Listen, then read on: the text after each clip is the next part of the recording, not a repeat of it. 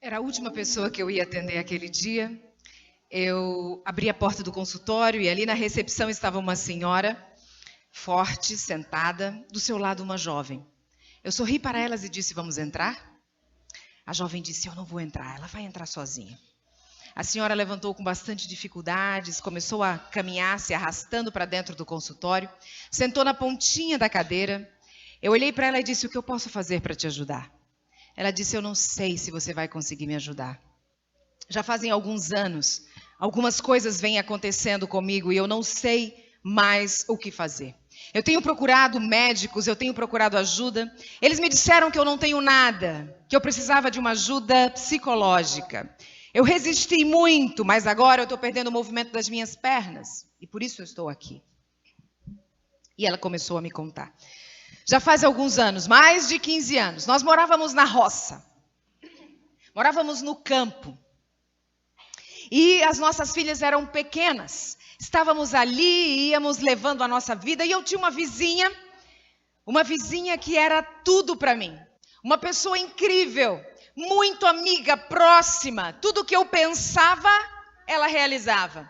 Se eu precisasse de alguma coisa, ela fazia para mim. E a gente foi ficando muito próxima como irmãs. Chegou o dia em que as nossas filhas foram crescendo e meu marido disse: "Chegou a hora de sair daqui para a cidade, para que as meninas possam estudar."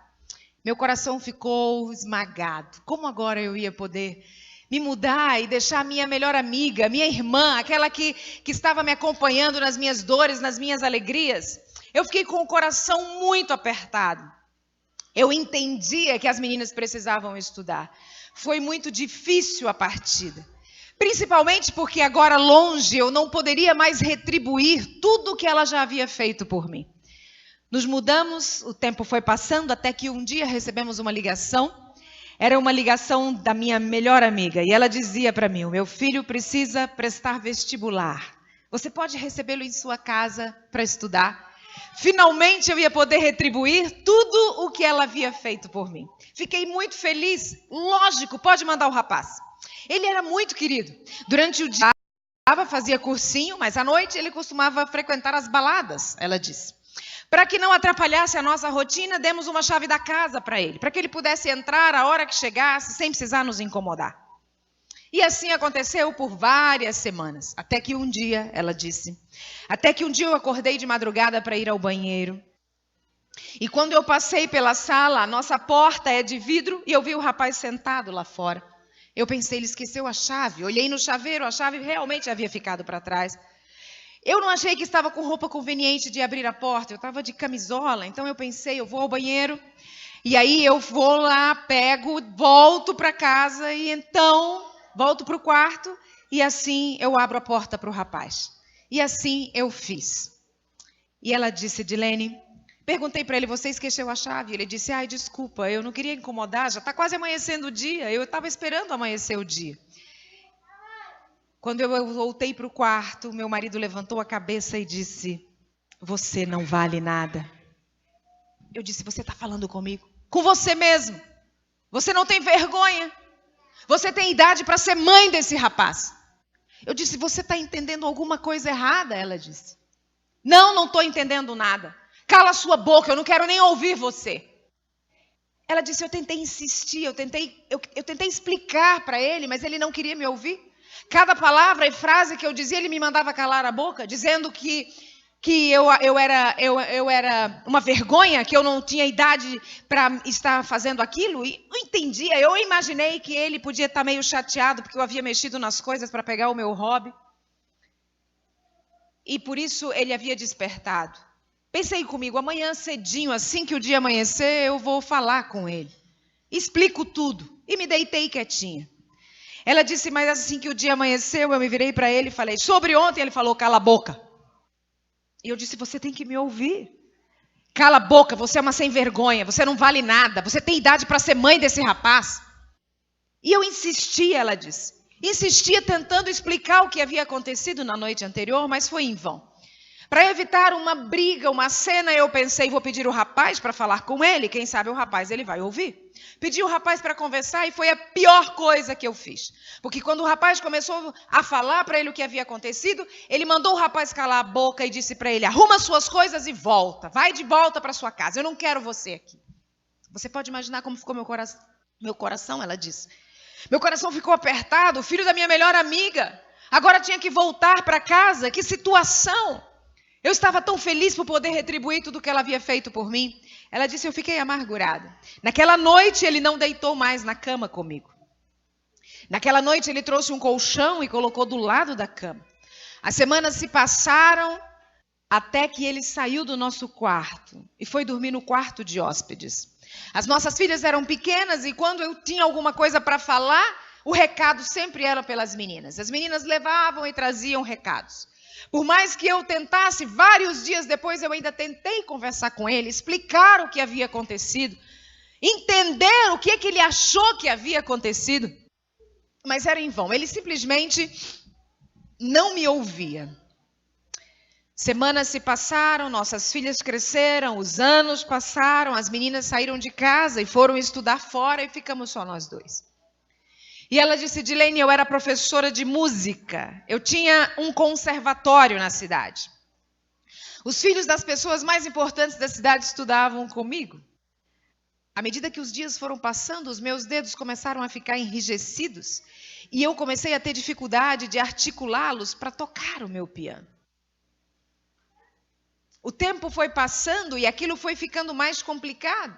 Eu busquei médicos, pessoas que pudessem me ajudar, eles diziam, você não tem nada nas mãos, você precisa de ajuda psicológica.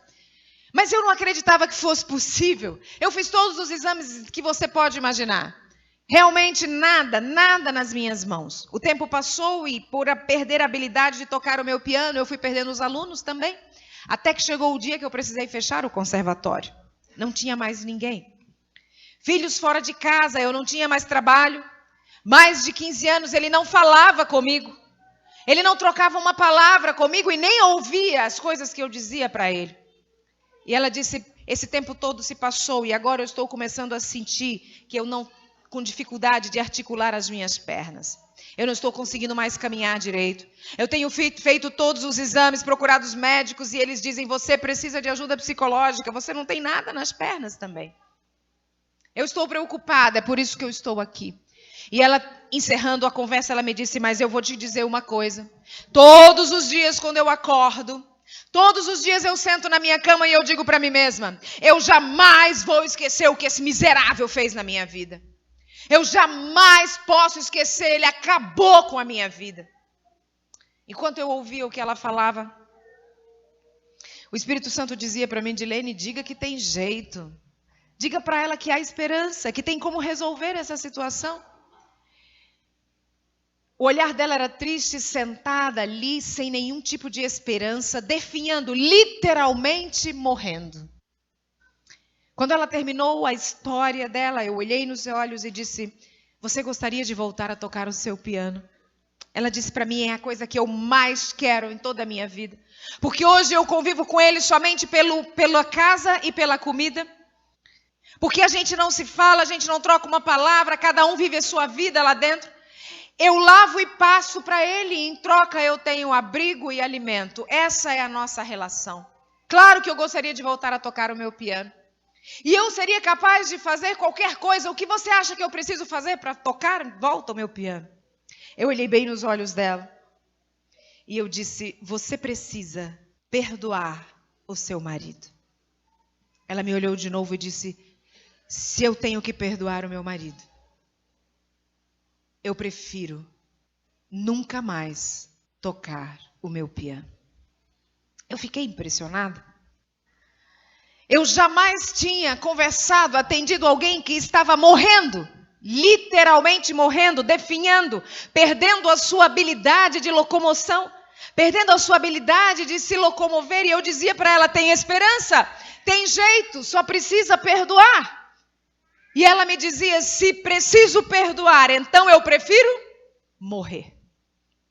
Essa era a sua fala diante de toda aquela situação. Fiquei impressionada. Saí do consultório aquele dia pensando, será que diante o povo de Deus, pessoas que conhecem a verdade, que conhecem a palavra de Deus, será que existem pessoas que vivem assim? Guardando ressentimentos, mágoas, durante anos, e estão definhando, adoecendo física e emocionalmente, e não conseguem resolver suas questões. Fiquei pensativa, e sabe quando a gente se concentra em algum tipo de pensamento, os nossos ouvidos se abrem para histórias semelhantes. E por onde eu passava viajando, as pessoas me traziam relatos, histórias de situações semelhantes que elas estavam vivendo. Fiquei impressionada e eu disse, Senhor, tu tem que ter falado alguma coisa, tem que ter dito alguma coisa, alguma mensagem, alguma verdade para pessoas que vivem assim. E comecei a estudar a Bíblia e me deparei com um versículo extremamente conhecido. Aliás, eu não só o conhecia, como já sabia de cor, desde pequeno aprendemos. E ele está no livro de Efésios, no capítulo 4 do livro de Efésios. Capítulo 4 de Efésios, versículo 26. O Senhor é bem claro, todos conhecemos esse versículo da Bíblia e a maioria de nós sabe ele de cor. Desde pequeno aprendemos esse verso. E diz lá no livro de Efésios, no capítulo 4, e versículo 26, o Senhor diz assim, irai-vos e não pequeis, não se ponha o sol sobre a vossa ira.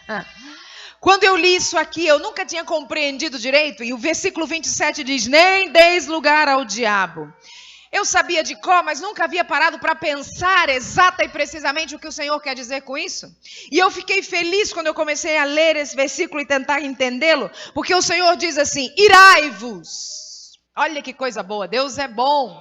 Ele sabe que um dia ou outro, mais cedo ou mais tarde, a gente não aguenta, né? Um dia ou outro a gente vai perder a cabeça, vai ficar bravo. E Ele está dando autorização para isso. Ele diz, pode ficar com raiva.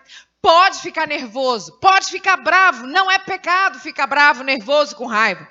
Eu sinto um alívio, porque eu costumo dizer que essa é uma boa coisa que Deus nos permite, porque realmente tem momentos que é difícil manter a tranquilidade, não é?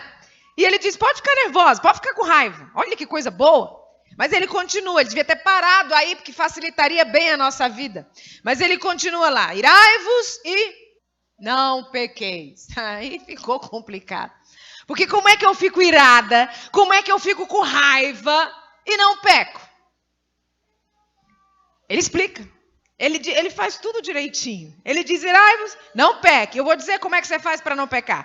Não se ponha o sol sobre a vossa ira. Não vá dormir carregando ressentimento e mágoa. Não leve para a cama suas dores do dia. Se você está chateado, magoado, ressentido, resolve antes de ir para a cama. Não deixa que o sol se ponha carregando isso. Por quê? Versículo 27. Não deis lugar ao diabo.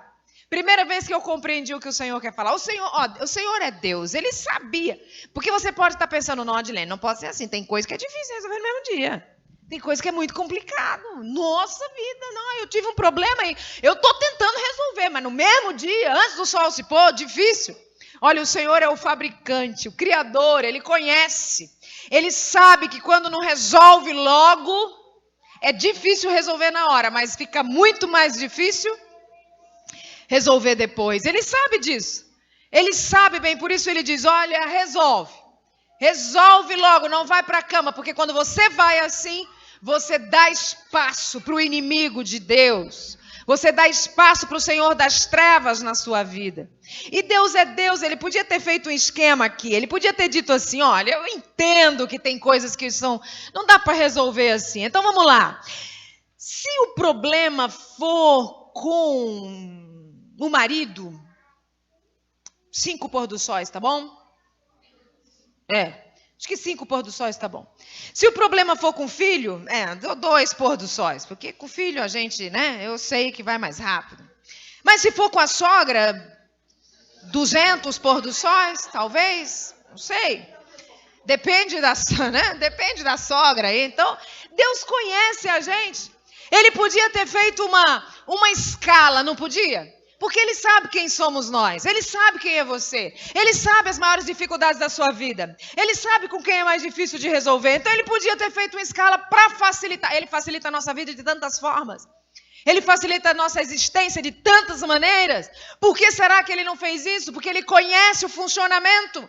E Ele sabe o que vai causar em nós uma mágoa, um ressentimento acumulado, guardado.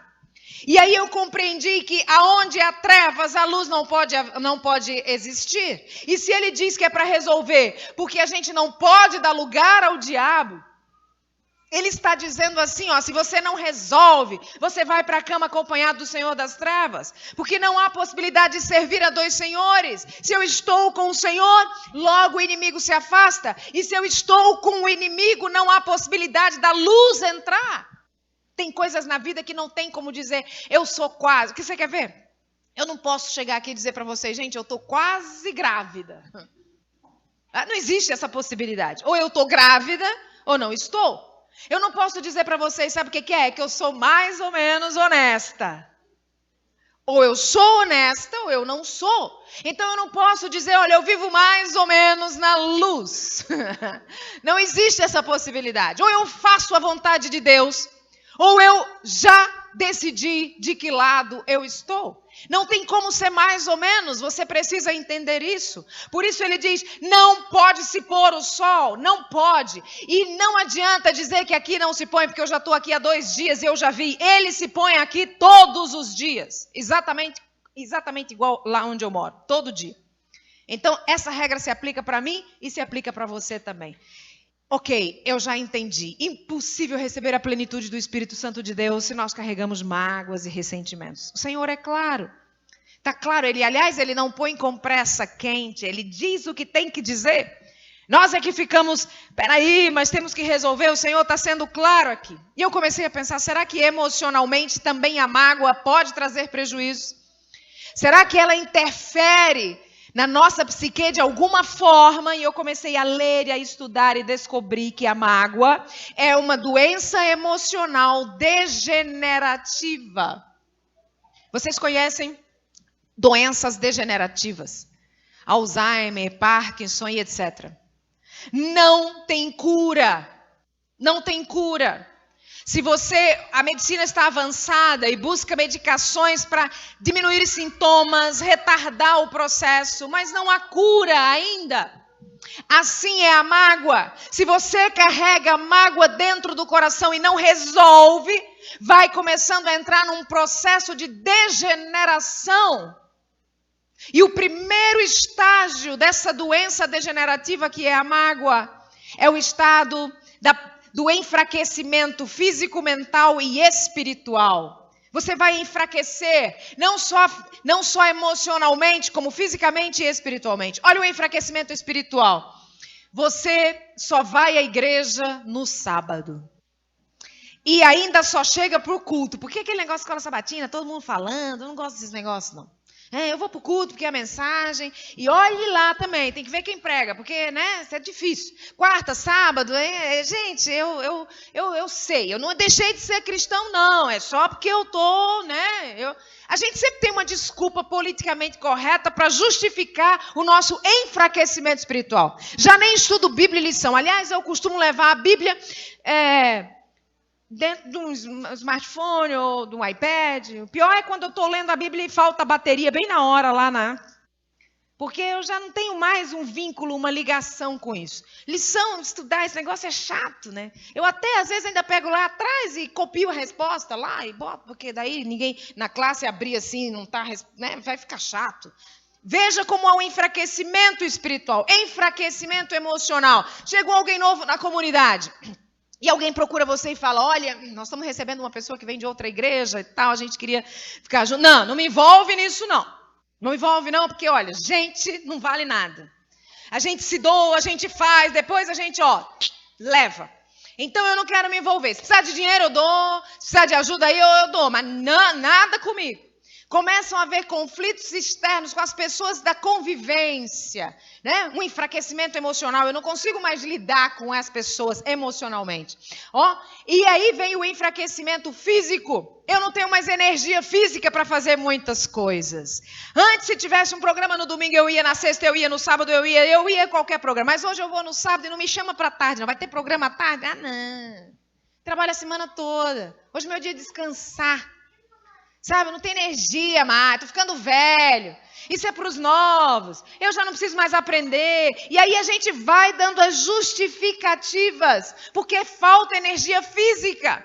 Eu não tenho mais disposição física para ir num programa à noite, para ir numa festa, para ir numa caminhada no domingo de manhã, para comparecer a um evento diferenciado que a igreja está promovendo. Não tem. A igreja ou qualquer outra coisa. Inclusive até na minha vida pessoal. Os filhos querem dar um passeio no domingo e tal, né? Vou ficar em casa mesmo. A gente já não fica quase em casa. Falta de energia física.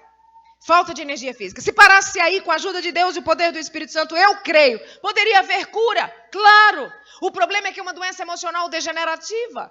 E se é degenerativa e não for resolvida, ela progride e vai para um segundo estágio, que é o estágio da paralisia física, mental e espiritual. Paralisou espiritualmente, agora você decide que não vai mais à igreja. Porque lá só tem gente falso. Só tem gente dissimulada. Que fica lá cantando na frente, aparecendo, mas a vida, eu sei que a vida não está de acordo. Então você para de ir à igreja, porque não está te fazendo bem. Já tem a Novo Tempo, para que a gente vai para a igreja? Liga lá, bons pregadores, boa música, estou na sala da minha casa, não tenho incomodação. Isso que é vida? Deixei de ser crente, não. Só não quero me misturar lá, porque aquilo lá está uma perdição. O hospital está cheio de doentes. A igreja está cheia de pecadores, então eu não vou lá não, porque eu não quero me contaminar. Paralisia espiritual, paralisia física. Eu só vou de casa para o trabalho e do trabalho para casa, porque eu preciso do salário para sobreviver. Só por isso, porque eu não tenho mais energia para nada. Se é uma dona de casa, começa a ficar as pilhas de louça, pilhas de roupa, tudo. Só usa, só passa o que é essencial, só lava o que vai ser usado. Porque não tem energia física mais para compor as tarefas da casa. É a paralisia física, paralisia emocional. Aqui o problema era com os de fora. Na paralisia emocional, a dificuldade vai ser com as pessoas de dentro de casa. O relacionamento familiar começa a ficar difícil. Eu já não entendo o que meu marido fala, ele não entende o que eu digo. Meus filhos, é conflituoso. E parece até que estamos falando idiomas diferentes. Um fala uma coisa, outro entende outra. Muito complicado o relacionamento familiar. Se parasse aí com a ajuda de Deus, poder do Espírito Santo, eu creio que poderia haver cura se confessado todas as falhas e resolvidas as mágoas. O problema é que se não resolve, ela caminha para um terceiro e último estágio, que é o estágio da atrofia física, mental e espiritual. Quando você quebra um braço e o engessa, você sabe que depois de 30 dias tirando o gesso, o braço fica fininho, perde a massa muscular, não tem força, precisa de fisioterapia para que o braço volte a funcionar. É assim que acontece na atrofia física, mental e espiritual. Atrofia espiritual, nem vai mais à igreja. Ia antes à igreja, mas já não vai mais, já não ia mais à igreja, agora está em casa. Finalmente alguém da igreja percebe a falta e diz, vamos visitá-lo. E quando chega lá e fala, irmão, nós estamos sentindo a sua falta. Tanto tempo o senhor não vai à igreja. Olha, o seu lugar está vazio. Deus está sentindo. Deus? Quem é Deus? Se Deus existisse mesmo, eu não estava vivendo nessa situação. É a perda da fé. Ah, queridos, quando se perde a fé, se perde tudo. Porque é impossível viver nessa vida sem uma crença. As crenças são que nos movem. As crenças nos colocam em direção aos alvos, aos princípios, aos objetivos. Então, quando você perde a crença, você perde a fé. Aí você morre, não tem possibilidade mais de vida. Essa é a atrofia espiritual. Atrofia emocional. Sabe que antes o problema era com os de fora, aqui o problema é com a família. Nesse momento a dificuldade é com você mesmo. Você já não consegue mais se entender. Você não consegue mais compreender seus sentimentos, suas emoções. Esse é o momento em que você precisa de remédio. Remédio para dormir, remédio para acordar, remédio para ficar acordado. Você não consegue mais controlar mais, gerir mais suas emoções e trabalhar com elas. Você precisa de ajuda externa para poder se manter vivo e ter uma mínima qualidade de vida. É a atrofia emocional e a atrofia física. Nós morávamos no interior de Minas Gerais, e eu não sei se vocês sabem, mas em Minas Gerais, as cidades pequenas, elas têm uma igreja católica bem na praça da cidade, e tudo gira em torno daquela praça. Tudo acontece ali. São igrejas cidades bastante católicas, né? O catolicismo é bem forte. E tudo que acontece na cidade gira em torno da igreja que fica na praça central da cidade. A cidade era muito pequena e vocês sabem que cidade pequena todo mundo conhece todo mundo. E assim nós fomos. Meu esposo foi pastorear a cidade e nos mudamos para lá. Logo, todo mundo sabia quem éramos nós. Pastor da igreja adventista, esposa do pastor, que é terapeuta. Abri ali um consultório e comecei a trabalhar. Um dia, tinha nessa cidade pequena uma única escola particular. As outras eram escolas estaduais e escolas públicas. E aí, escolas municipais. Havia essa única escola, nosso filho era muito pequeno na época, e a igreja em que pertencíamos era uma igreja que não tinha muitas crianças. Então eu fui até a escola e achei por bem colocar o nosso filho para que ele pudesse ter um grupo de convivência. Conversei com a diretora e logo vi que era um bom lugar. E assim fizemos amizade. Comecei a fazer palestras para a escola, também treinamentos para professores, pais, e tivemos uma boa relação. Um dia ela me ligou e disse: Dilene, eu preciso de você. Falei: pois não, professora, uma palestra? Ela falou: não, eu quero que você venha à minha casa, porque eu não estou bem. Eu falei: professora, eu não atendo a domicílio. E ela disse: eu sei, mas eu não posso andar. E eu falei: como não pode? Eu conhecia ela. Falei: o que aconteceu, professora? Ontem, domingo, num passeio cultural com os meus professores, eu caí. Perdi o jogo das pernas e desde então não consigo mais ficar em pé. Eu disse: mas como foi isso? Ela falou: eu estou fazendo já um tratamento há algum tempo, já me pediram para buscar uma ajuda psicológica, mas eu estou resistindo, Dilene. Mas agora eu estou assustada, porque desde ontem eu não consigo mais andar. Então eu estou assustada, se você puder vir. Eu falei: ok. Assim que terminar o dia, finalzinho do dia, quando acabar aqui o consultório, eu passo na sua casa. E eu fiz assim. Quando cheguei lá, de fato, ela estava de cama, deitada no quarto dela. Sentei ao lado e começamos a conversar. E ela falava para mim de muitas mágoas, dores e ressentimentos de um casamento de mais de 36 anos. Muita coisa não verbalizada, muita coisa não falada, guardada dentro do coração. Ela chorou bastante. Eu disse para ela: será que o seu marido toparia fazermos uma terapia de casal? E ela falou: eu creio que sim. Eu creio que sim, ele também precisa e eu acho que vai ser bom. Eu falei: bom, como você está muito angustiada, nós vamos trabalhar um pouquinho sozinhas e na sequência trazemos ele para a terapia de casal. Pode ser assim? Claro.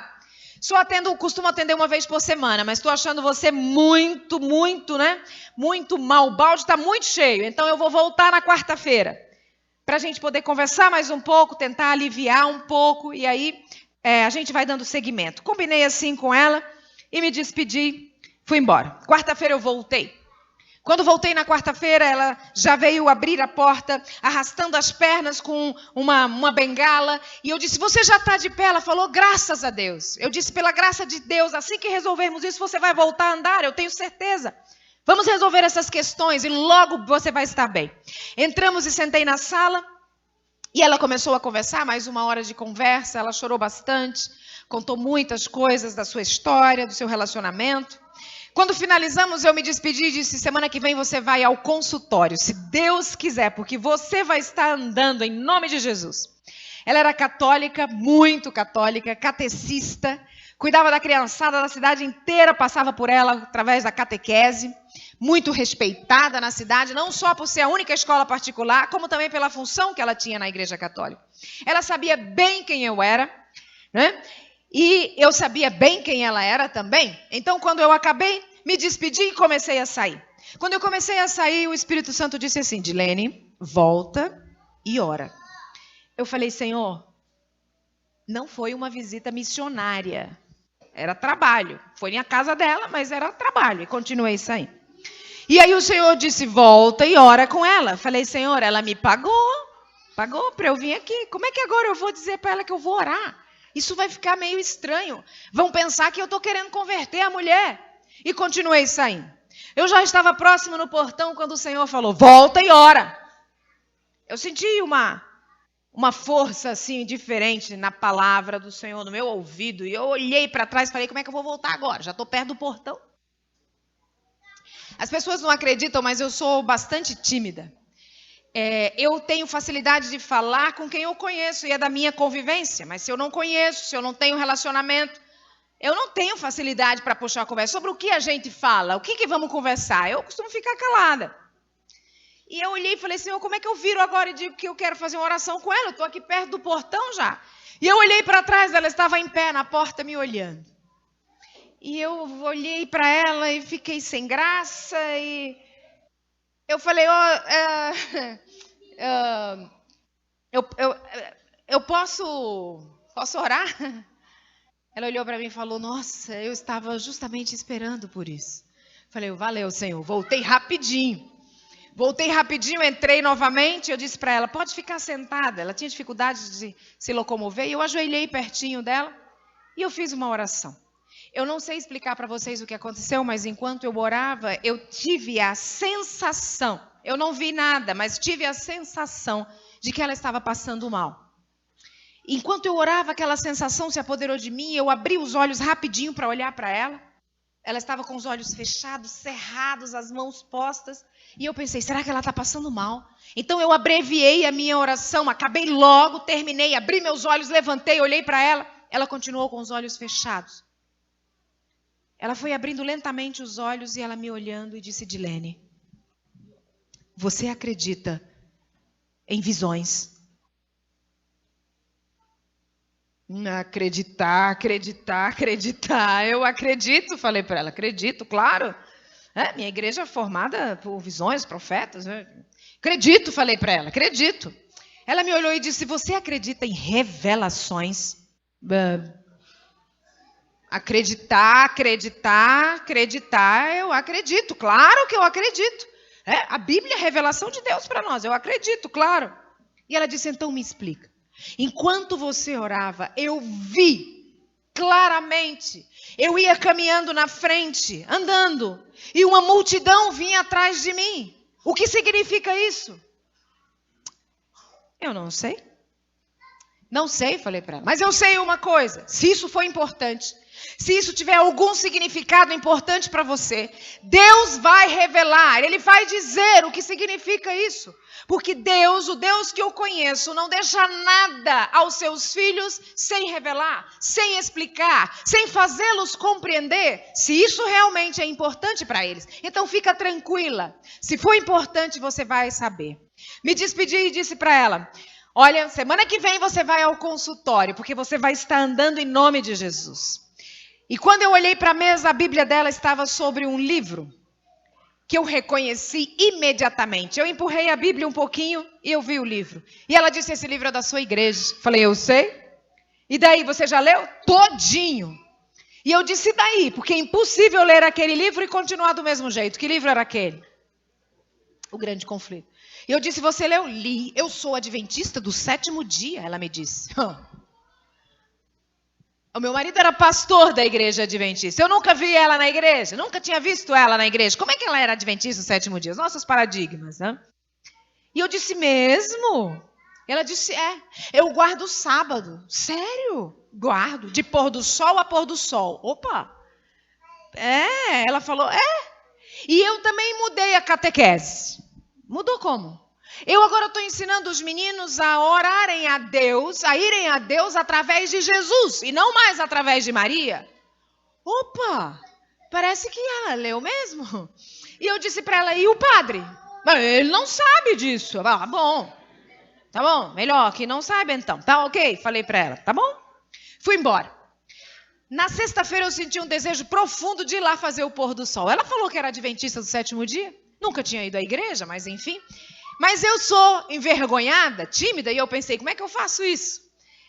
eu não vou conseguir fazer isso. Então eu lembrei do meu marido, que ele é o cara. Ele entra e sai em qualquer lugar, fala com qualquer pessoa. Eu falei, é com ele que eu vou.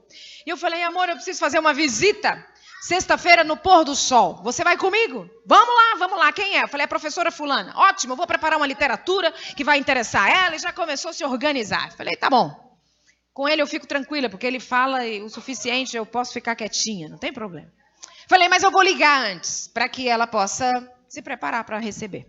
Liguei o dia inteiro, diversas vezes ninguém atendeu. Já pertinho do pôr do sol, o esposo atendeu a ligação e disse, a senhora não soube? Falei, não. Ela passou mal essa manhã. E nós precisamos levá-la ao hospital, na cidade mais perto. 90 quilômetros daqui. Falei, nossa. A cidade era pequena, os recursos médicos de cidade muito pequena são muito fraquinhos. Então, ela foi à cidade. Eu falei, ela recebe visitas? Sim. Ok, então, segunda-feira, se ela ainda estiver internada, eu vou visitá-la, porque final de semana é muito pesado para a família ministerial. A gente tem muitas atribuições na igreja. Sábado, depois do JA, eu vi o coordenador pedagógico passar no outro lado da rua, chamei ele atravessou, eu falei, como vai a professora? A senhora não soube? Eu falei, soube. Ela foi internada. E aí ele me disse assim, não, essa madrugada ela entrou em coma. E foi transferida para a capital, 490 quilômetros longe da cidade onde morávamos. Falei, bom, então agora eu não posso mais visitá-la. Fiquei em oração pelo período de 3 meses, quando recebemos a notícia de que ela jamais saiu do coma e faleceu 3 meses depois. Meu coração ficou muito apertado. Eu pensava comigo, qual terá sido a causa da morte? Era uma quarta-feira, mais ou menos às 8 da manhã, a nossa casa ficava na entrada da cidade. E era bem cedinho, quando eu abri a janela para que o sol pudesse entrar, era um sobrado. E quando eu abri a janela, eu vi o carro fúnebre vinha na frente. E a cidade inteira seguia aquele carro. Imediatamente eu lembrei da nossa última conversa aquela quarta-feira. Fiquei preocupada com aquilo e eu pensei, qual será a causa da morte? No momento do velório eu me aproximei do médico. Cidade pequena, todo mundo conhece todo mundo. E eu disse, doutor, eu estou curiosa. O que está no atestado de óbito? E ele disse, Edilene, no atestado de óbito nós precisamos colocar uma causa. Foi colocado lá, parada cardiorrespiratória.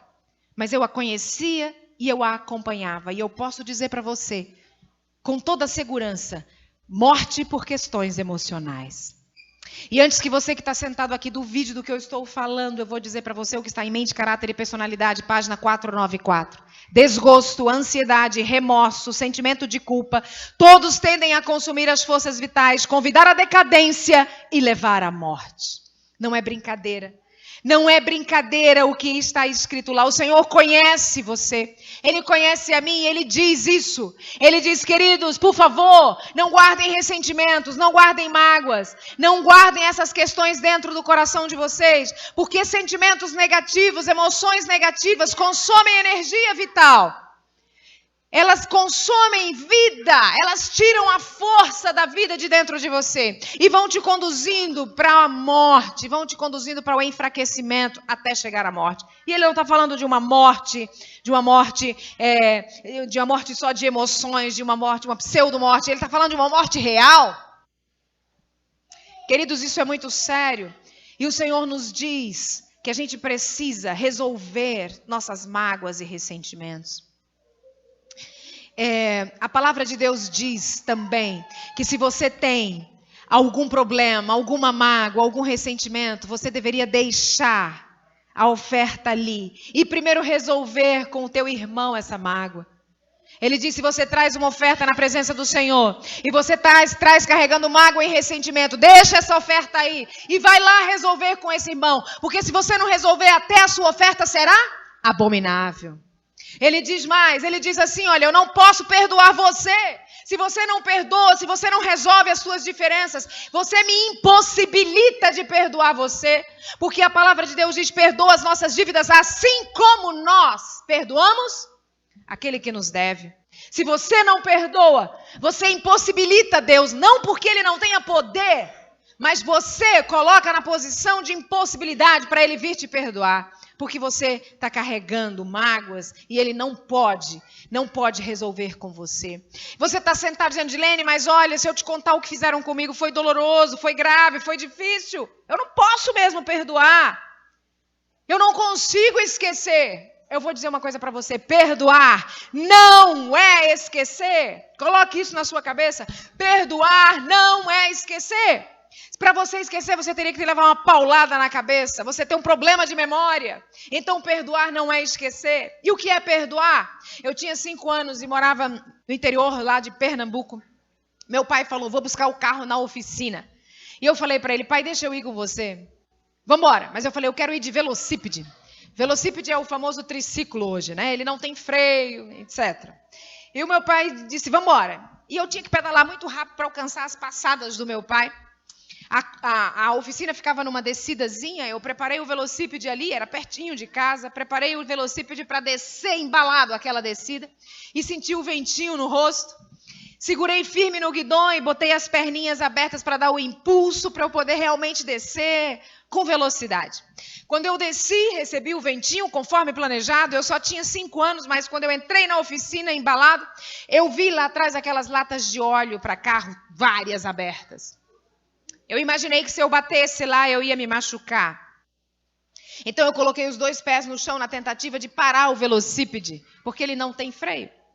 E aí o meu pé enganchou no pedal e capotou o velocípede, me arremessando justamente sobre as latas que estavam abertas. Meu braço, quando eu me dei conta, meu braço estava todo ensanguentado. Meu pai correu e eu gritava e chorava desesperadamente. Aquilo ardia e queimava como fogo. Era muito sangue, não dava para ver exatamente o que havia acontecido no meu braço. Meu pai me colocou nos braços e voltou 2 quadras comigo, correndo para tentar resolver o problema do meu braço. Eu gritava desesperadamente. Isso já aconteceu há bastante tempo. Eu lembro dessa história como se fosse hoje. A cicatriz ainda está aqui no meu braço do corte que eu aquele dia. E hoje eu conto para vocês, lembrando exatamente como era o meu velocípede vermelhinho, celinha branca.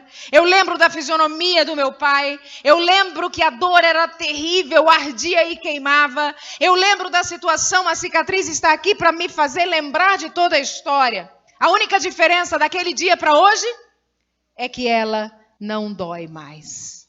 Isso é perdoar. Perdoar não é esquecer. É você continuar lembrando o que aconteceu, conhecer os detalhes da história, saber que foi doloroso, mas ao voltar na história, ao encontrar novamente a pessoa, você não sente mais dor. Isso é perdoar. Ai, mas eu não consigo fazer isso, eu não sei se eu quero também não, porque o que fulano fez foi terrível. Deixa eu falar para você uma coisa. Perdão não é um ato da vontade. Você não vai sentir vontade de perdoar, porque você é humano, a sua natureza é pecaminosa. E como bons seres humanos pecaminosos que somos, nós temos o desejo profundo de revidar quando alguém nos machuca. Essa é a postura natural do ser humano. Devolver aquilo que nos fizeram, de preferência em dobro, com requintes, né? Porque doeu, porque machucou, porque feriu, porque foi complicado, porque foi difícil. Mas eu vou te explicar para você como é esse processo. Você não tem que fazer nada, você só tem que tomar a decisão e dizer para o Senhor, Senhor, eu não sei como, eu não sei, eu não quero, eu não tenho vontade, mas em nome de Jesus, eu vou perdoar. E aí ele envia o Espírito Santo de Deus para a sua vida, para a sua mente, para o seu coração. E o Espírito começa a fazer o trabalho que você não consegue fazer. Trabalhando a sua mente e o seu coração, para que você possa sentir paz, tranquilidade diante daquela dor, aquela angústia, aquela situação. É assim que funciona o perdão. Quando você diz que não, você está dizendo para o Espírito Santo, não quero a sua ajuda, não quero você. Mas quando você diz para Deus, eu aceito, eu quero, Ele se encarrega de fazer tudo o que é necessário para trazer essa transformação para você. Então qual é o seu trabalho? Dizer sim ao Senhor, somente dizer sim ao Senhor, e Ele é quem vai fazer tudo mais necessário para que isso possa de fato acontecer. Queridos, Eu estava fazendo uma semana de oração numa igreja e no sábado eu preguei sobre isso. Na quinta-feira, um senhor passou na porta e falou: irmã, preciso falar com você. E ele disse: sábado, quando você falou sobre o perdão, eu tenho um problema com meu cunhado, a gente não se fala. Nas festas de família, se ele está, então todo mundo já sabe que eu não vou estar. Se ele não, se eu disser para todo mundo, eu vou, então todo mundo já sabe que ele não vai. A gente não fica no mesmo ambiente. Todos cristãos. Todos cristãos adventistas do sétimo dia. A gente não fica no mesmo ambiente. Então, isso já faz mais de 15 anos. Quando eu ouvi a sua palavra no sábado, eu pensei: eu preciso resolver isso. Eu não sei quanto tempo mais eu tenho de vida e eu vou carregar isso até onde. Tem coisas que valem muito mais a pena do que as coisas terrenas. Eu preciso me preparar para o encontro com o Senhor. E eu tomei a decisão. Saí da igreja, levei minha família em casa. Eles moram a 2 horas de viagem daqui. E eu nem almocei. Eu disse para minha esposa: eu não vou almoçar. Eu preciso resolver isso. Eu estava cheio de fé. Eu estava com o coração aquecido, irmã. Eu tinha certeza do milagre e da libertação naquele dia. Viajei 2 horas, ligava música no meu carro e eu ia cantando e louvando o nome de Deus. Porque eu tinha absoluta certeza do milagre que seria feito aquele dia. Cheguei à casa da minha irmã, toquei a campainha. Ela botou a cabeça lá em cima. Quando me viu, ficou branca.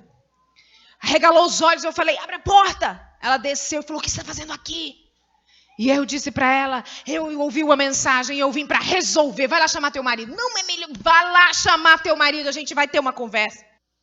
Ela foi para lá e demorou bastante a voltar. Quando voltou, falou: mano, vai embora. Ele está nervoso de saber que você está aqui. É melhor você ir embora. Isso não vai se resolver assim. Você não entendeu, ele disse. Eu viajei 2 horas, eu nem almocei.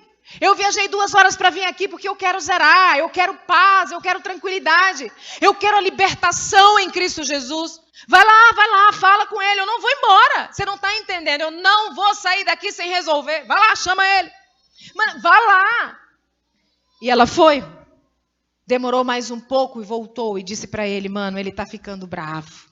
Ele está ficando nervoso. A gente já tem tanto problema na família por causa de vocês dois. Por que você não vai embora? Isso vai piorar bastante. E o que menos a gente quer agora é que piore essa situação na nossa família. Vai embora, por favor, eu estou te pedindo, eu te amo. Vai embora. Queridos, ele me disse: irmã, eu voltei desolado. Eu entrei no meu carro e dirigi 2 horas de volta, chorando e brigando com Deus.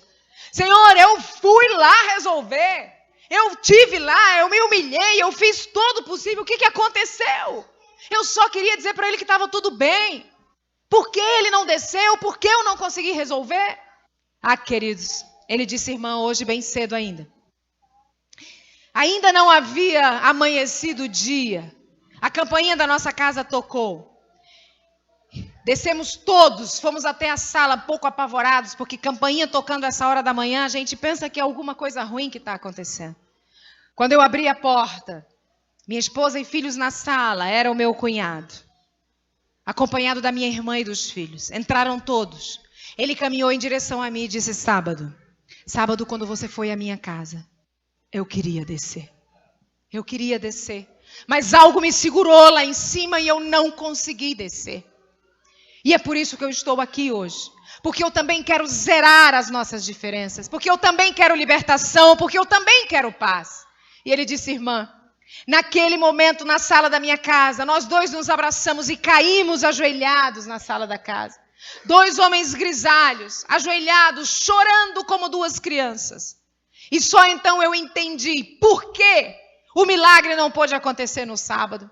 Um problema nosso, um problema familiar há tanto tempo. Agora, nessa madrugada, nossas esposas e filhos presenciavam a cura, presenciavam o milagre na sala da nossa casa. Foi muito especial, ele me disse. Seus olhos enchiam de lágrima enquanto me relatava essa história na porta da igreja. Queridos, o céu é muito melhor do que tudo que estamos vivendo aqui.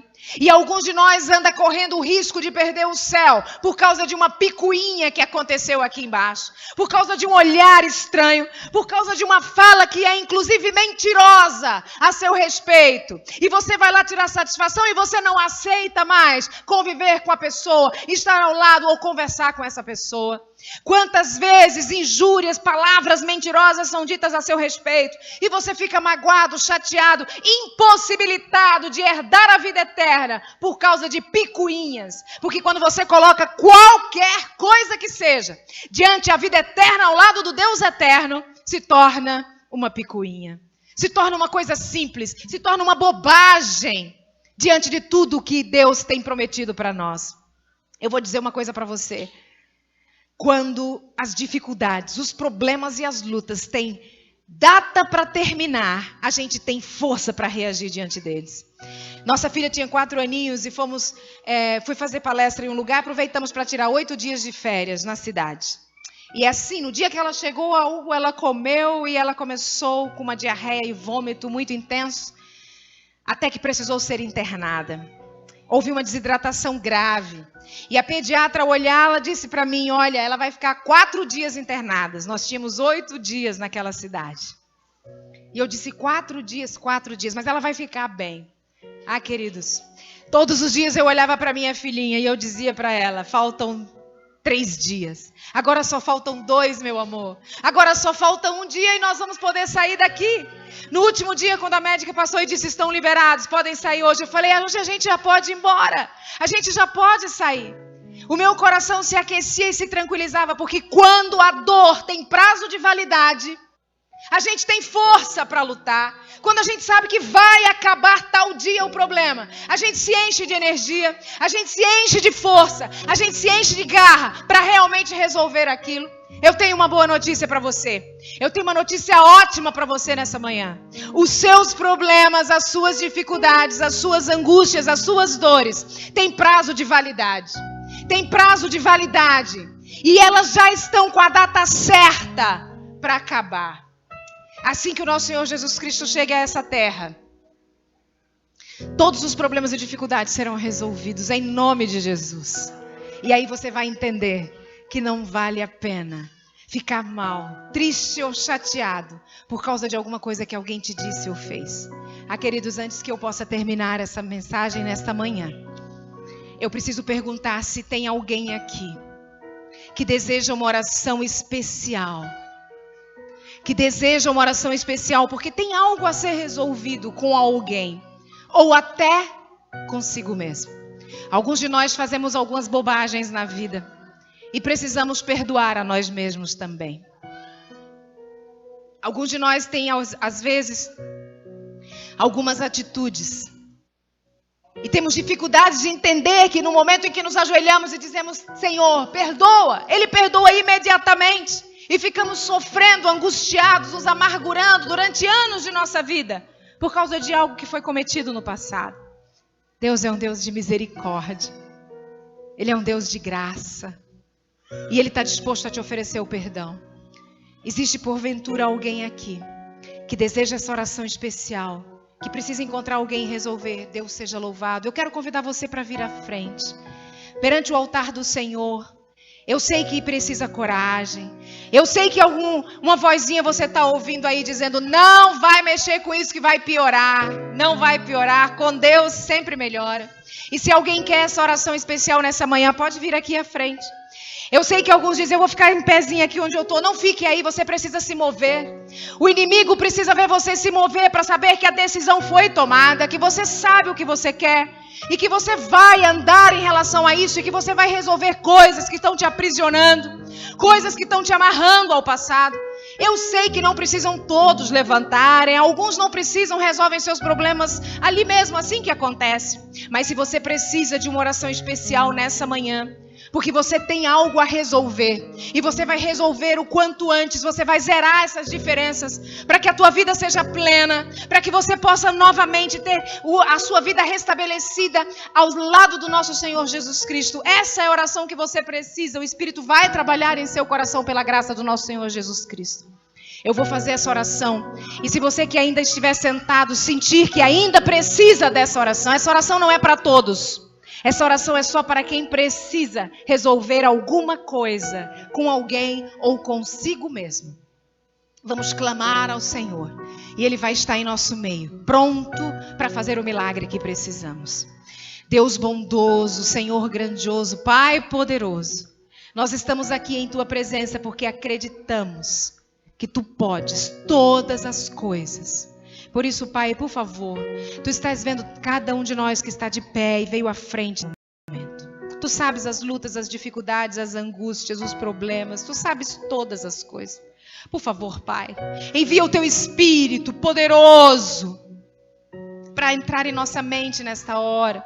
Trabalhar o nosso coração, o nosso entendimento.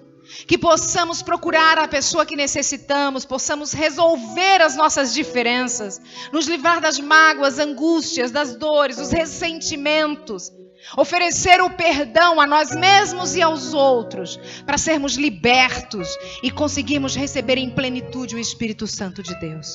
Por favor, Pai, se eu puder te pedir mais uma coisa, eu quero te pedir, Senhor, paz. Essa que excede a compreensão humana. Essa que a gente não consegue saber como diante a tantas aflições e angústias é possível tê-la. Mas a tua presença através do teu Espírito é capaz de oferecer paz. E que ao sairmos do teu templo no dia de hoje, nesta manhã, possamos sentir a tua presença dentro de nós. Que tu possas enviar o teu Espírito à frente com a pessoa que vai ser procurada, para que ela possa ser preparada para receber o nosso perdão também. Cuida de cada um. Abraça, toma cada um de nós em teus braços de amor. Coloca-nos no teu colo acolhedor, oferecendo aquilo que necessitamos para a honra e glória do teu nome. Em nome de Jesus Cristo. Amém. Acredite que Deus já fez o milagre, porque Ele já fez o milagre em nome de Jesus. Que Deus nos abençoe. Amém.